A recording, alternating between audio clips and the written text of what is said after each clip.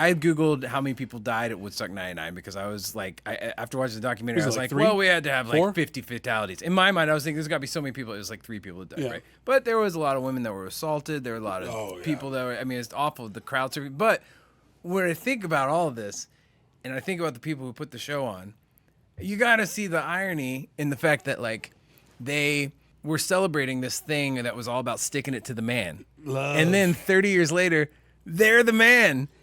And the audience is doing exactly what they're supposed to, which is stick it to them because they're now charging them $4 for a bottle of water. And then they book all these acts that are like Rage and Rage like, Against the Machine. Rage, And, Metallica. What are you thinking? Of course it's going to be that way. And I love how he's like, well, we had Willie Nelson open on Sunday because we wanted it to be this peaceful thing.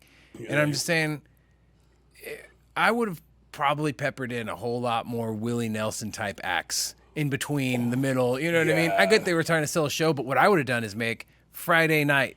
That's the night when you're going to have Limp Bizkit, you're going to have Kid Rock, you're going to have da-da-da. And I get that they're scheduling. I was a professional musician. I understand tours. I know how it works. But ideally, that would have been the way to do it. Friday night is the night for you freaking animals to come out and be nuts. Right. Saturday night is more chill, and Sunday it's going to be Willie Nelson, Mamas and the Papas. Maybe Frank Stallone will come up there and sing that song from Rocky. Well, like, it's way chill. Like it's also funny how there's only 3 women acts the entire weekend. Jewel, Sheryl Crow, and Alanis Morissette. Yeah, they're only 3 acts, and it was just and they were saying it seemed like it was intentional because there's one each day, and it was just like it's. Again, looking at it at 2022, I think even looking at 99, you'd be like, I don't know if that's good because the whole crowd show us our tits. Oh, immediately. It's like, yeah,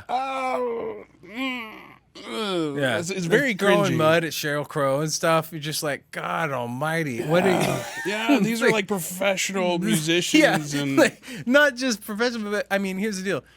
I think 20 years from now, Sheryl Crow will still have some sort of cultural relevance, right? Maybe not Jewel. Alanis Morissette will definitely have some sort of cultural. And then there might be a small sector of Jewel fans that think she's important and will think she's cool later on. The only thing I know about Jewel, she wrote that one song and dated Flea, who incidentally is naked the entire time in the documentary. So pivot for a brief moment. If you haven't seen the early what was what's the YouTube channel Will Ferrell created? Oh, Angry Funny or Die? Funny or Die, yeah. Funny or Die. One of the early Funny or Die skits is Jewel is in full disguise in businessy with a group of business people at a karaoke bar, and she's singing Jewel songs, and the entire crowd freaks out for her.